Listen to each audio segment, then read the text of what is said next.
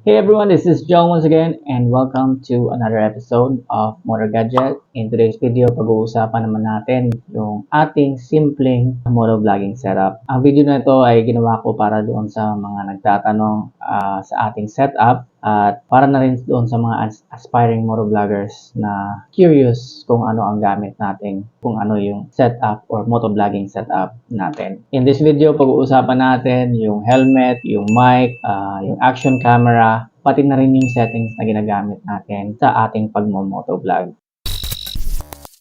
I think pagdating naman sa helmet, ang pinaka-importante sa pagpili ng helmet for motovlogging is dapat yung tahimik na helmet. So, for me, ang ginagamit kong helmet, nilalagay ko yung action camera ko ay yung full face helmet ko. So, ito yung gamit natin na helmet. Ito yung Bell Qualifier helmet.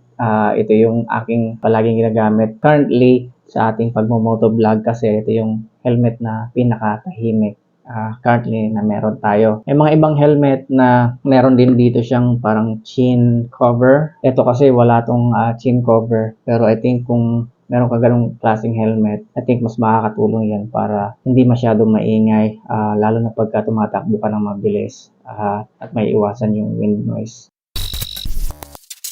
And next naman ay ang ating helmet mount. Ito yung ginagamit natin na helmet mount. Ito ay Telesin helmet mount. Ang gusto ko dito sa helmet mount na ito is hindi siya permanent sa iyong helmet. Pwede mo siyang i-transfer to another helmet if ever na gusto mo gumamit ng ibang helmet. Ini-strap lang sa inyong helmet. Merong dalawang klaseng ganitong Telesin helmet. Meron tayong isa pang helmet na nakalagay. Ito yung isa. Ito naman ang kaibahan nila is itong other chin mount na to or helmet mount na to is meron ng bracket. Diretso na yung action camera mo dito. While yung isa naman is wala pa. So, kailangan mo siya ng parang GoPro mount para mailagay mo dito. So, depende na sa inyo kung ano ang gusto nyong klaseng helmet mount. Ang downside lang sa ganitong helmet mount, of course, dahil nakastrap siya dito sa ating chin, nababarahan niya dito yung lens. Of course, pag sinasara natin, hindi siya all the way masasara kasi nga dito dadaan yung strap natin. Although, in my own opinion naman, in my own experience, hindi naman apektado yung ating pagtakbo or hindi naman nakakapasok yung ulan if ever na ulan tayo habang nasa biyahe. So, okay lang siya for me. Alright, ang next natin pag-usapan is I think ang pinaka-importante pagdating sa motovlogging, lalo na pag nagsasalita ka habang nag-ride. At ito ang mga mic na ginagamit natin for motovlogging.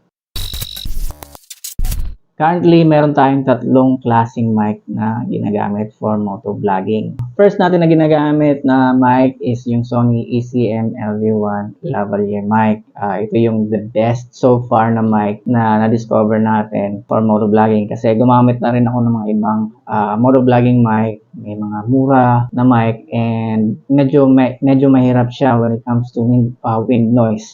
Minsan may mga okay na mic pagka hindi ka tumatakbo ng mabilis, pero pag once na tumakbo ka na ng mabilis, puro na wind noise ang marinig mo.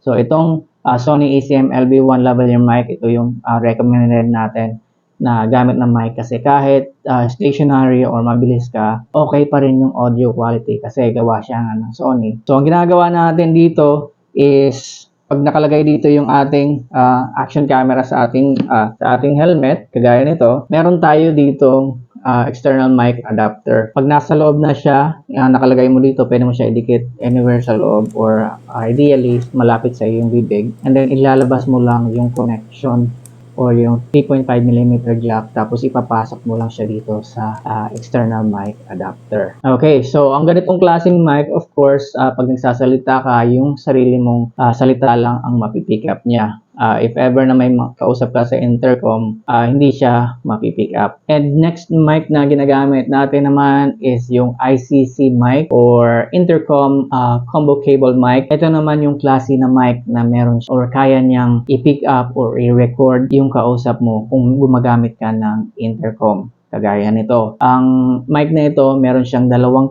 mic mismo. Meron siya para sa sayo, para sa pag nagsasalita ka. At meron namang another mic papunta sa inyong intercom speaker para ma-pick up niya yung kausap mo or yung audio na nanggagaling sa inyong intercom. So, kagaya lang siya, parehas lang naman siya on how it works with the typical lavalier mic. Meron din siyang 3.5mm jack, and then ilalagay mo lang din siya dito sa inyong external mic adapter. Last but not least na ginagamit nating mic is yung ating intercom mismo. Ito ay magandang setup, especially pagka hindi nakamount sa inyong helmet yung inyong action camera. Minsan hindi na-mount natin siya sa handlebar or naka 360 view tayo. Maganda siya kasi wala nang wire na kailangan mo pang ikabit. So wirelessly na connected na siya. Kasi yung ating action camera na ginagamit supports wireless mic. Alright, so next naman is yung action camera. Ang ginagamit naman natin na action camera for motovlogging is Insta360 One RS at yung Ace Pro. Currently, ang nakasetup dito ngayon is yung ating Ace Pro action camera. Both of these are compatible to connect with a wireless mic. Yan ang reason kung bakit nagagamit natin yung ating intercom as our wireless mic. Now, pagdating naman sa shooting mode settings na ginagamit natin tuwing nagmo-motovlog tayo, hindi tayo gumagamit ng 4K. Ang ginagamit lang natin is 2.7K.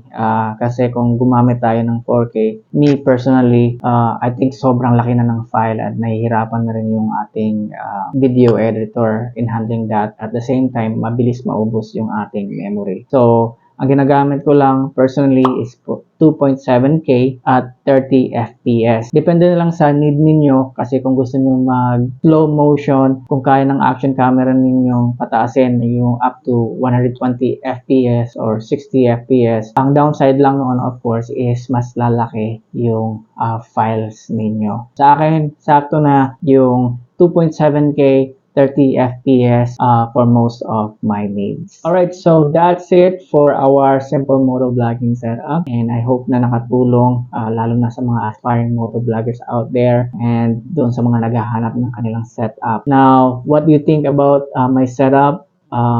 Let me know if meron kayong mga suggestions or comments or anything by just commenting down below. And also, if you like this video, please make sure to give it a thumbs up. Once again, I am Joel. If you're interested in motorcycle related contents, travel, and gadgets, please make sure to subscribe to this channel. Thank you.